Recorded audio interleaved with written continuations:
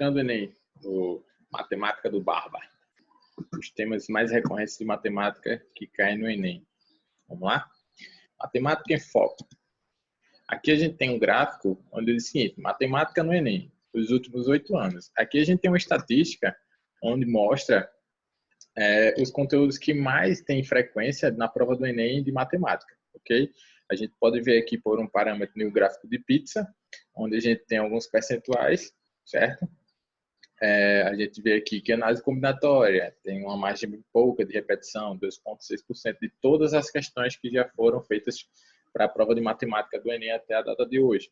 A gente vê que sequências tem uma margem bem pequena, e é óbvio aqui nesse gráfico que o conteúdo mais recorrente na prova do Enem é o conteúdo de geometria, em seguida vem o conteúdo de aritmética e depois o conteúdo de escala, razão e proporção. Então, grande peso, a grande maior gama de questões do Enem dos últimos 8 anos, como a gente pode observar, é o conteúdo de geometria, certo? Salientando, pessoal, que o conteúdo de geometria, ele se subdivide em 3 partes, ok? A gente tem geometria plana, a geometria espacial e a geometria analítica, certo? A geometria plana, a gente pode se dizer que é o primórdio, ou seja, é o início de tudo. É uma geometria bem simples, onde a matemática ela estuda figuras planas, como propriamente o nome do conteúdo reflete, certo? Onde a gente só tem 2 características, que é comprimento e largura, apenas. Um desenho em um quadro, um desenho em uma parede, então nada que saia do papel, ok? A geometria espacial, a gente já vê que tem uma quantidade de questões um pouco maior, né? Um pouco menor, quer dizer, são 99 questões até agora, comparado com geometria plana, que são 134. A espacial é como se fosse o percursor, ou seja, a sequência da geometria plana, sendo que agora apenas figuras que são desenhadas em um plano, que só tem 2 dimensões, figuras bidimensionais, que são as planas, as espaciais elas são figuras tridimensionais, beleza? Ou seja, são figuras que a gente tem largura, comprimento e profundidade. Ou seja, a gente tem as 3 dimensões, é algo que pode ser palpável, algo que a gente pode tirar do papel e sentir nas mãos, certo? E por fim, a gente tem a geometria analítica, que é a menos recorrente no Enem, certo? Que é a parte da geometria que estuda o ponto, a reta, a distância entre 2 pontos, ponto médio, baricentro e etc. Por aí vai, certo? Só para a gente dar uma relembrada aqui também, pessoal, a geometria plana ela começa no primeiro ano do ensino médio, acho que no nono o professor pode dar uma pincelada. Geometria espacial já é conteúdo do segundo e geometria analítica é conteúdo da 3ª série do ensino médio. Lembrando que as 3 são fundamentais, uma no contexto da outra, certo? Então, o professor ele tem o dever não só de executar cada um desses conteúdos dentro da sua série, como também de ressaltar na série seguinte, até porque a geometria plana tem algumas questões que envolvem conceitos do 3º ano. Então, é relevante o professor trazer esse conteúdo do primeiro ano para ser exposto na 3ª série, na 2ª série, vai de acordo com a metodologia que ele vai abordar e como ele quer preparar esse aluno, ok? Essas informações, pessoal, está disponível aqui no site, está na descrição, site Que Concursos, ok? Nele você vai encontrar todas as questões referentes ao Enem divididas sobre disciplinas. Então, você pode clicar lá, biologia, você vai ver as questões que mais caem de biologia, e você vai ter lá todas as questões, incluindo algumas delas com comentários e respostas, e assim sucessivamente, beleza? É um site bem interessante, caso você tenha alguma curiosidade e queira acessar. Agora vamos aqui. Esse mapa mental, ele traz 2 geometrias, geometria plana e a geometria espacial, certo? A geometria plana, ela é toda essa parte que está cortada por esse eixo vermelho e ressaltada com as letras em vermelho. Geometria espacial é toda essa com o eixo azul, ressaltadas com nomes azuis. Aqui a gente tem os conceitos de cada um dessas figuras, porque toda geometria, tanto a plana quanto a espacial, ela é sempre referente a figuras. Só que a plana, figuras planas, né? São figuras mais simples. Espacial, figuras tridimensionais, figuras que têm volume, certo? Comprimento, largura, etc. E aqui a gente pode ver as notações de cada um desse tipo de figuras. A gente pode ver aqui, ó, de forma bem rápida, a notação do quadrado, como obter a área de um quadrado. Um lado é o quadrado, como obter o perímetro, é a soma de todos os lados. A gente vê aqui, ó, um cone, como obter o volume de um cone. Πr ao quadrado vezes a altura dividido por 3. Por quê? Porque tem uma ponta. Todas as figuras volumétricas que tem ponta, a gente sempre divide por 3. Ó. Então, aqui a gente vai vendo que não é um conteúdo tão conceituado, é um conteúdo mais de fórmula, onde você tem que ter uma ideia de teoria sobre como funciona cada coisa. Por exemplo, eu tenho uma parede e eu quero pintar essa parede. Quantos metros quadrados essa parede tem para me ter uma ideia de quanto tinta eu vou ter que comprar? Então, já é uma questão que envolve geometria plana, porque já é um retângulo, um quadrado, ok? Porque é uma superfície reta, plana, ok? Então, pessoal, são esses dois tipos aqui e ainda tem a geometria analítica.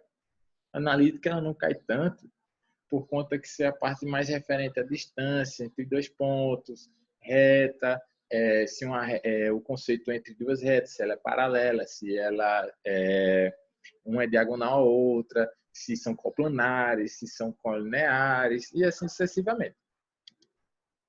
Então, para a gente não se arriscar a ir tão longe, para a gente não misturar tudo, aí a gente vai fazer o seguinte, vamos fazer como se fosse um mini curso, ok? Onde eu vou trazer para vocês pequenas aulas curtas sobre a geometria.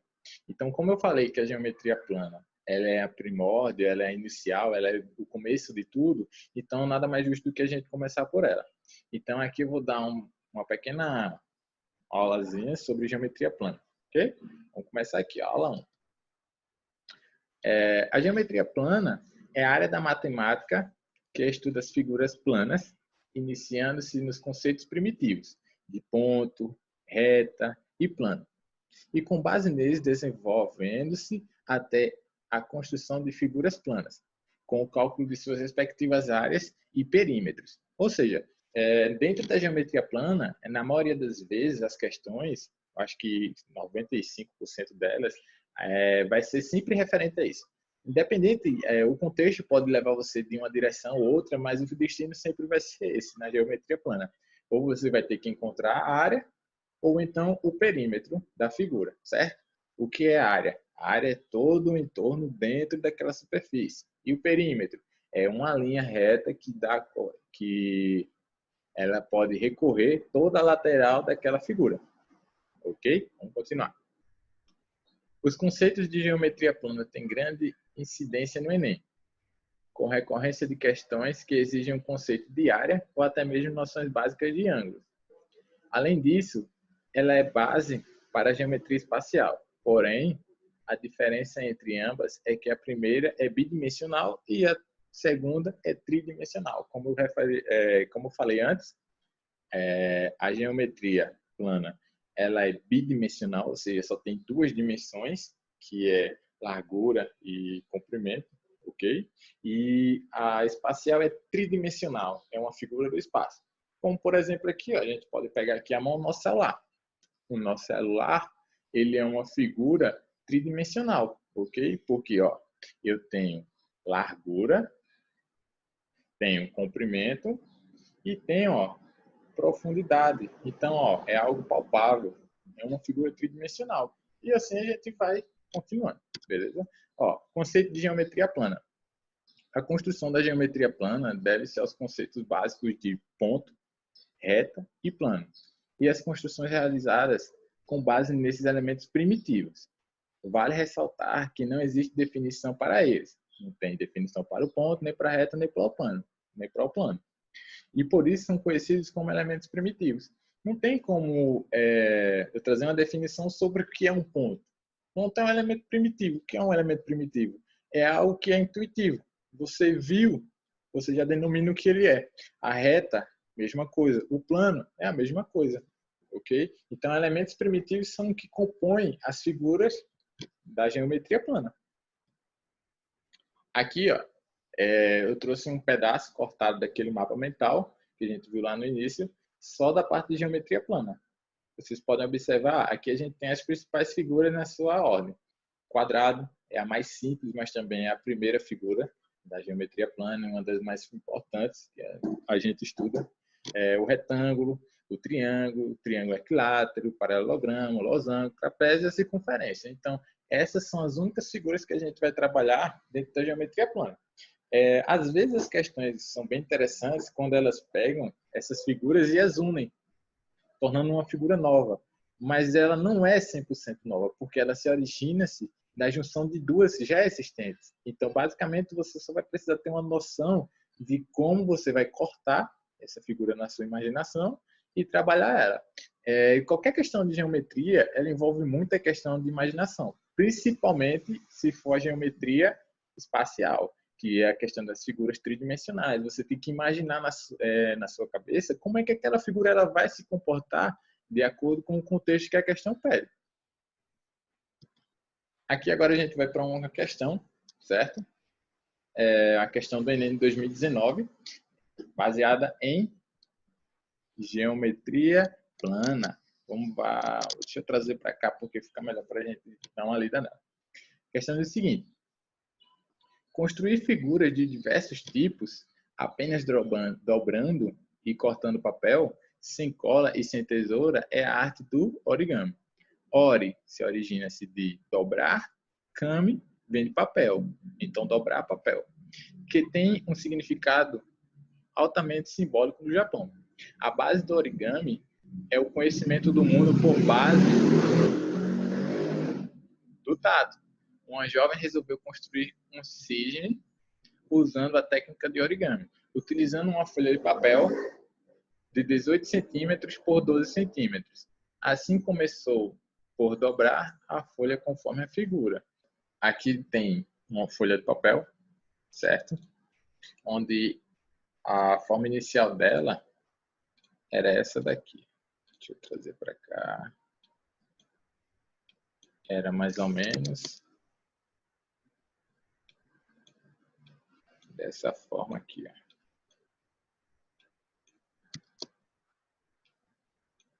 Era mais ou menos dessa forma, essa folha de papel.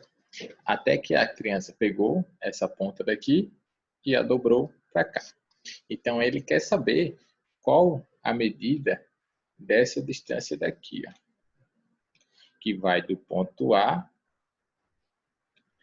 até o ponto E. Quanto mede esse comprimento aqui? Para facilitar, vamos trazer esse triângulo para cá.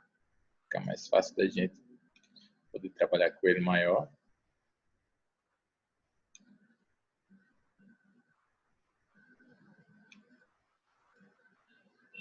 Aqui.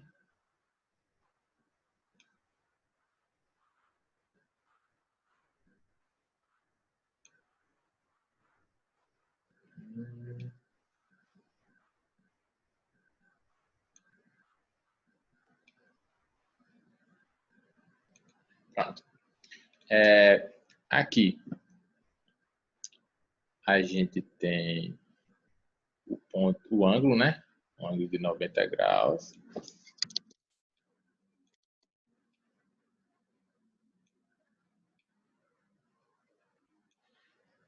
Junto ao ângulo de 90 graus, a gente tem o ponto D. Ok.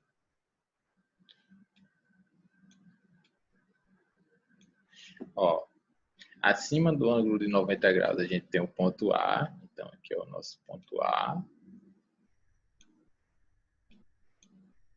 E ao lado dele, a gente tem o ponto E. Então, ao lado do D, aqui a gente tem o nosso ponto E. Vamos lá. A questão, ela quer saber a distância do ponto A até o ponto E. Essa reta que vai do ponto A até o ponto E é exatamente a reta oposta ao ângulo de 90 graus. A gente sabe que a reta que é oposta ao ângulo de 90 graus é chamada de H. E esse H, deixa eu pegar uma cor aqui. Esse H, pessoal, ele vem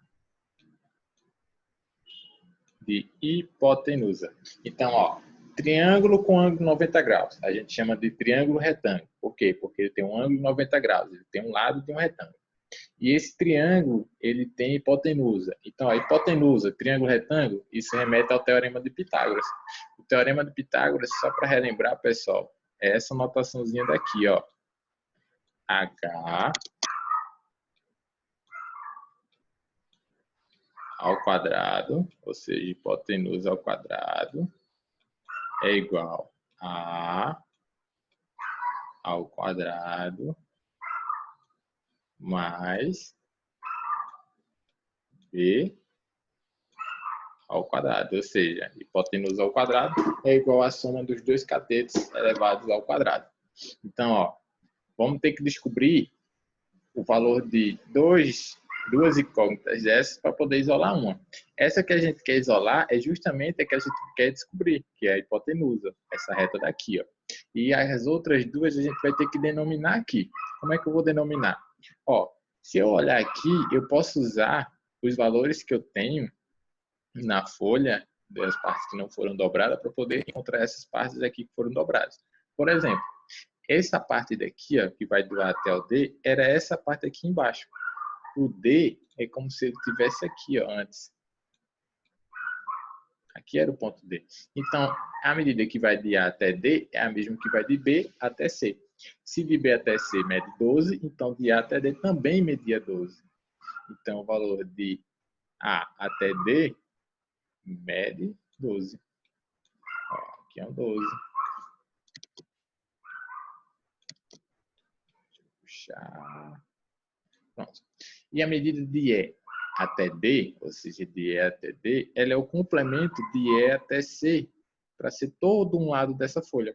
Se todo lado, ou seja, de A até B, que é todo esse lado maior, mede 18, e só esse pedaço aqui mede 12, então quanto é que falta? 12 para 18 é justamente essa parte aqui que foi dobrada.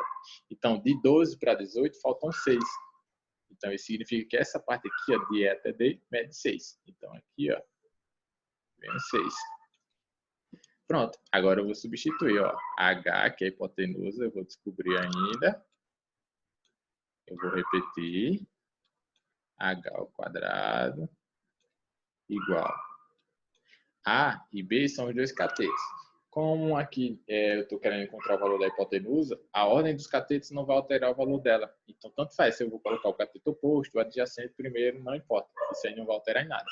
Então, ó, aqui vai vir, vou colocar o 6 primeiro, mas não tem problema, tá? Se quiser colocar o 12, ficar 6 ao quadrado.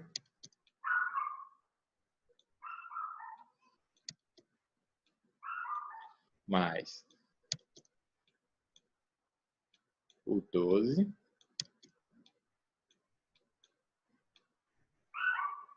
ao quadrado. Aí, ó, hipotenusa ao quadrado é igual 6 ao quadrado, é 6 vezes 6, vai dar o 36, não é isso? Mais 12 ao quadrado é 12 vezes 12, que vai dar 144.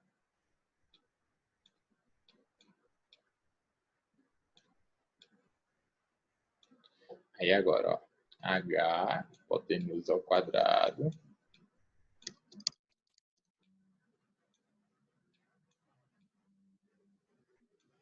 é igual 36 com 144. 30 com 144 vai dar 174. 174 com mais 6, 180. Ok? Então, hipotenusa ao quadrado é igual a 180. Esse 2 não pode ficar aqui dessa potência, certo? Porque lá é apenas hipotenusa, não hipotenusa ao quadrado. Então, esse 2 ele tem que sair. Ele vai lá para o outro lado da igualdade. Então, vai ficar H igual. Se o 2 aqui ele é potência, ele vai para o outro lado sendo o inverso. O inverso de uma potência é uma raiz. Então, se é potência 2, então vai ser raiz 2, ou seja, raiz quadrada. Raiz quadrada de 180. Pronto. Pessoal, se vocês olharem aqui, nas alternativas, nenhuma tem raiz quadrada de 180. Então, a gente ainda não chegou na resposta que a questão em si quer. Então, o que é que eu vou fazer? Eu vou ter que pegar essa raiz de 180, não tem como tirar, porque ela não é exata. Então, eu vou ter que fatorar. Vou ter que fatorar essa raiz aí, ok? Então, ó, eu vou pegar essa raiz, vou colocar ela aqui. Quadrado de 180. A gente sabe que se fatorar 180, a gente vai ter raiz quadrada de 5 vezes 36. Raiz quadrada de 5 não existe, então o 5 permanece dentro da raiz quadrada. Raiz de 36 é o próprio 6, então vai ficar 6 raiz quadrada de 5. Então, encerramos aqui, ó. Alternativa correta, deixa eu pegar uma ponteira maior, é a letra D. 6 raiz quadrada de 5. Vou colocar aqui os centímetros. Ok. Depois eu vou trazer uma aula específica para dar uma relembrada a vocês. Eu acho que alguém aqui deve ter uma dúvida ainda de como é que eu fatoro uma raiz. Certo? Depois a gente vai ver de uma forma específica, um vídeo específico só para isso, ok? Vou fatorar algumas raízes nele para você tirar a dúvida. Então, pessoal, aqui é uma questão de geometria plana do Enem do ano passado, onde envolvia o conceito do teorema de Pitágoras e também geometria plana, ok? Então, para você ver, é uma questão simples, mas ela não engloba apenas um assunto. Ou seja, a prova do Enem em si, ela não se restringe àquele conteúdo determinado, não. Essa prova, ela é feita com o intuito de analisar tudo que você aprendeu durante todo o seu ensino médio. Então, ela não vai exigir apenas conteúdo do segundo, apenas conteúdo do terceiro ou só do primeiro, não. Ela vai englobar tudo. Então, se ela está avaliando o seu ensino médio, então ela vai avaliar todo o conteúdo que você deveria ter visto no ensino médio. E ali você vai mostrar o que você realmente aprendeu. Ok?